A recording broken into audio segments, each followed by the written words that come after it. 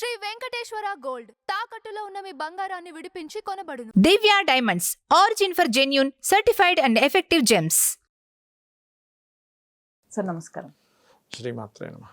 వృశ్చిక రాశి వారికి ఆగస్టు 16 నుంచి 31 వరకు ఎలాంటి ఫలితాలు ఉండబోతున్నాయి సార్? వృశ్చికం వారికి కనుక చూసుకుంటే ప్రస్తుతం కుజుడు లాభంలో ఉన్నాడు.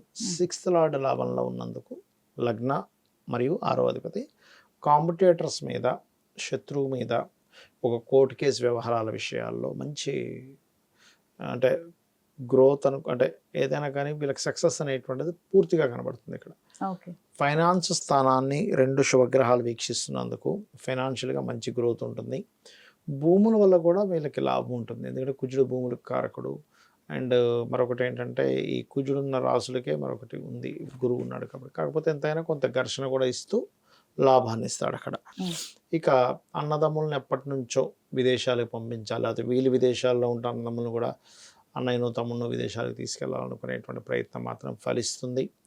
అండ్ బయట దేశాల్లో వీళ్ళు గ్రీన్ కార్డ్ కోసమను అక్కడ ఏదైనా ప్రాపర్టీస్ కొనుక్కోవాలని ప్రయత్నం చేసేది, సొంతంగా కష్టార్జితంతో కొనుక్కోవాలని చేసే ప్రయత్నం ఫలిస్తుంది. చెప్పాలంటే సంతానం కోసం చేసే ప్రయత్నం, ఐవీఎఫ్లు, ఐయుఏలు కూడా వీళ్ళకి ఇప్పుడున్నటువంటి గ్రహస్థితి అనుకూలంగా ఉందని చెప్పుకోవచ్చు. రెండో వివాహం కోసం చేసే ప్రయత్నం కూడా ఫలిస్తుంది ఇక్కడ చెప్పాలంటే. కాకపోతే ఇక్కడ ఏంటంటే కొంచెం పార్ట్నర్స్తోని, అలాగే జీవిత భాగస్వామితోని, బంధువర్గాల మూలంగా గొడవలు వస్తాయి. వీళ్ళ మధ్యన వచ్చే దీనివల్ల కాదు, బంధువుల వల్ల. అసలు వీళ్ళిద్దరికీ ఏముండదు కానీ బంధువుల్లో ఎవరో ఏదో ఉన్నారు, దానివల్ల వీళ్ళిద్దరు గొడవ పెట్టుకుని ఉంటారు. అండ్ ఇన్సూరెన్సెస్ మూలంగా కలిసి రావడము, పిహెచ్డీస్ చేయడం వల్ల కలిసి రావడం, ఇటువంటివన్నీ ఉన్నాయి. కాకపోతే కొద్దిగా హయ్యర్ ఎడ్యుకేషన్ చేసే విషయంలో ఉన్న ప్రాంతంలో కాకుండా వేరే ప్రాంతానికి వెళ్ళి అక్కడ ఏదైనా హైయర్ ఎడ్యుకేషన్ కంప్లీట్ చేసుకోవడం, అక్కడ కొంతమందితో చిన్న చిన్న మనస్పర్ధలు రావడం చూపిస్తుంది.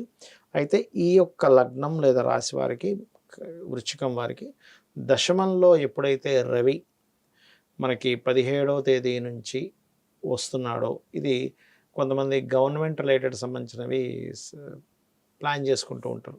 యూపీఎస్ అనో ఇట్లాంటివి ఉంటాయి కదా, గవర్నమెంట్ సెక్టార్స్కి సంబంధించిన ఉద్యోగ అవకాశాలకి బాగుంది. అటువంటివి ఏమైనా ప్రిపేర్ అయితే కనుక వాటికి కూడా చాలా అనుకూలంగా ఉంది చెప్పాలంటే వీరికి. ఓకే, అంటే గోచార ఫలితాలు కాకుండా నార్మల్గా అసలు ఎలా ఉండబోతుంది? అంటే నార్మల్గా అంటే వాళ్ళ పర్సనల్ చార్ట్స్ చూసుకోవాలండి ఎప్పుడైనా కూడా. అంటే ఇవి మనం ఇప్పటివరకు చెప్పుకున్న గోచారము. Personal chart is very accurately మీకు ఏ స్టెప్ తీసుకోవాలి, మీరేమిటి, మీకు గతంలో జరిగిన అంశం ఏమిటి, ఫ్యూచర్లో ఎక్కడ మీకు మళ్ళీ అలాంటివి రిపీట్ అవ్వబోతున్నాయి, అది గుడ్ లక్ కావచ్చు ఏదైనా అనేటువంటి చాలా స్పష్టంగా మీకు మీ యొక్క పర్సనల్ చార్ట్ చెప్తుంది. అందులో చాలామందికి సందేహం ఏంటంటే ఇక్కడ పర్సనల్ చార్ట్ నిజంగా ఎందుకు చెప్పించుకుంటామనే క్లారిటీ చాలామందికి లేదు. ఏమనుకుంటారంటే ఏలినాటి శని ఉంది చూసుకోవడానికి, సర్పదోషం ఉందేమో చూసుకోవడానికి, లేకపోతే ఏదో మన నారాయణ బలి, మన ఆశ్లేష బలి అంటారు, ఇవేమైనా ఉన్నాయేమో చెక్ చేసుకుందాం అనుకుంటారు. కానీ దానికోసం కాదు యాక్చువల్గా చెప్పాలంటే. ఇప్పుడు డాక్టర్ గారి దగ్గర కలుస్తున్నామంటే అది ఆపరేషన్ కోసం కలవం కదండి. ప్రతిసారి కూడా మన బాడీ చెక్ చేస్తారు, చెక్ చేసి ఏం తక్కువగా ఉన్నాయి, వైటమిన్స్ తక్కువగా ఉన్నాయా, బ్లడ్ సెల్స్ తక్కువగా ఉన్నాయా, లేకపోతే ఇమ్యూనిటీ తక్కువగా ఉందా, అసలు ఎందుకు బాధపడుతున్నారు మీరు అనేది ఎలా ఉంటుందో మెడికల్లో సేమ్ యాజ్ ఇట్ ఈజ్ మన ఆస్ట్రాలజీలో కూడా లగ్నం బలహీనంగా ఉంది అంటే వీళ్ళు ఎందుకు ఎదగలేకపోతున్నారు, లగ్నం చెప్తుంది అది.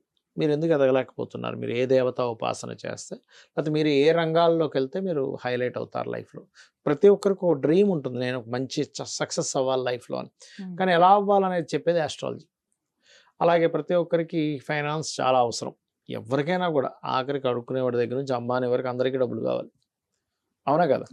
అయితే వాళ్ళకి ఏ మార్గంలో వస్తుందనేది తెలుసుకోవాలండి ఎప్పుడు కూడా, ఎందుకంటే దానికి చదువుకి సంబంధం ఉంటుంది. చాలామంది లైఫ్స్లో జరిగే మిస్టేక్ ఏంటంటే వాళ్ళ లైఫ్లో ఒక మార్గంలో ధనయోగం ఉంటుంది, వీళ్ళు చదివిన మార్గం మరొకటి అవుతుంది. అందుకని చాలామంది చూడండి, అయ్యో మేము పలానా బీటెక్ చేశానండి కానీ అకౌంట్ సెక్షన్లో జాబ్ చేస్తున్నానండి అంటాడు, లేకపోతే ఇంకోటి ఏదో డాక్టర్ చదివాను యాక్టర్ అయ్యానంటారు. మరి వాళ్ళకి ఎలా ఉంటుందంటే ఇన్ని 7 years చదివాము ఏమిటిది. కానీ నేనేమంటానంటే మీరు చిన్నప్పుడే కనుక వీళ్ళకి ఎందులో ధనయోగం ఉందో చూసుకుంటే వీళ్ళు ఆ రంగాల్లో కనుక వెళితే ఆటోమేటిక్గా సక్సెస్ అయిపోతారు. ఏంటంటే ఇక్కడ హాబీగా నేర్చుకునేటువంటి విద్యలు వేరు, ప్రొఫెషన్గా తీసుకోవాలనుకున్నప్పుడు తీసుకునే విద్యలు వేరు. ఈ క్లారిటీ మనం పెంచుకోవాలి ఎప్పుడు కూడా.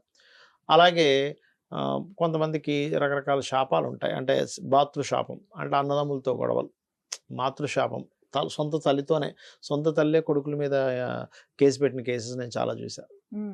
పితృశాపం లేదా తండ్రితో బాగోపోవడం ఎందుకు అవుతాయంటే వీళ్ళకి మూడో స్థానం పాడైంది అనుకోండి, అన్నదమ్ములతో గొడవలు వస్తుంటాయి. ఇక్కడ మనం అర్థం చేసుకోవాల్సింది ఏంటంటే పాస్ట్ లైఫ్లో ఏదో మనం తప్పు చేసాం, సో ఇక్కడ నువ్వు ఎలా జీవించాలని చెప్తుంది మన పర్సనల్ చార్ట్. లేకపోతే నువ్వు ఏదైనా అగ్రిమెంట్స్ చేసేటప్పుడు ఈ థర్డ్ హౌస్ పాడైతే కూడా ఇబ్బంది వస్తుంది. ఏ రోజుల్లో చేయకూడదు, ఏ రోజుల్లో నువ్వు అగ్రిమెంట్స్ జోలికి వెళ్ళకూడదు అని ఒక క్లారిటీ ఇస్తుంది. అదేవిధంగా మీరు ఏ సైడ్ అంటే ఎప్పుడు మీరు ప్రాపర్టీ కొనుక్కుంటారు, అసలు ఎలాంటి ప్రాపర్టీ కొనుక్కోవాలి, మీరు అసలు ప్రాపర్టీ కొనొచ్చా కొనకూడదా, ఒక క్లారిటీ ఇస్తుందండి. ఇప్పుడు ఒక వ్యక్తికి కనుక ప్రాపర్టీ మూలంగా బాగోలేదనుకోండి, వాళ్ళు ప్రాపర్టీ కొనడం వల్ల అక్కడ నుంచి డౌన్ఫాల్ అవుతుంది, గ్రోత్ అనేది ఉండదు. అలా కాకుండా అతనికి బాగాలేదని తెలిసినప్పుడు వాళ్ళ జీవిత భాగస్వామి భార్య పేరు మీదో, పిల్లల పేర్ల మీదో, లేకపోతే తల్లిదండ్రుల పేరు మీదో కొనుక్కుంటే ఏమవుతుందంటే అప్పుడు ఆయనకి ఎఫెక్ట్ ఉండదు. నాట్ ఓన్లీ ప్రాపర్టీ ఒకటే కాదు, 4వ స్థానం పాడైతే ఈవెన్ వెహికల్ కొనుక్కున్నా కూడా ప్రాబ్లం వస్తుందండి. అది పర్టికులర్గా తెలుసుకోవాలి. సంతానాభివృద్ధి కావచ్చు, వివాహం ఎప్పుడు చేసుకుంటే బెస్ట్ అనేది, ఇన్వెస్ట్మెంట్స్ ఎప్పుడు చేసుకుంటే బెస్ట్ అనేటువంటివి, ఇలాంటి అనేకమైనటువంటి అంశాలు. కొంతమంది చూడండి విదేశాలకు వెళ్తారు, అక్కడికి వెళ్ళి ఊరికే ఇక్కడ నుంచి పాపం తల్లిదండ్రులు మనీ పంపిస్తూ ఉంటారు, వీళ్ళు బాధపడుతూ ఉంటారు ఎప్పుడు సెటిల్ అవుతారా, నేను ప్రతి నెల 1,00,000-2 లక్షలు పంపించలేకపోతున్నాను, అప్పులు చేసిన వీళ్ళు బాధపడుతూ ఉంటారు. వీళ్ళకి ఎలా అయిపోతుందంటే అబ్బా వీడు ఇక్కడేదో చదువుకొని ఏదో ఉద్యోగం చేసుకుని అయిపోను, ఇప్పుడు ₹1 కోటి అప్పు ఉంది, ఎందుకు పంపించామరా బాబు అనుకుంటూ ఉంటారు. ఆ అప్పు మీద అప్పు ఎందుకు అవుతుంటాయంటే 6వ స్థానం పాడవుతుంది.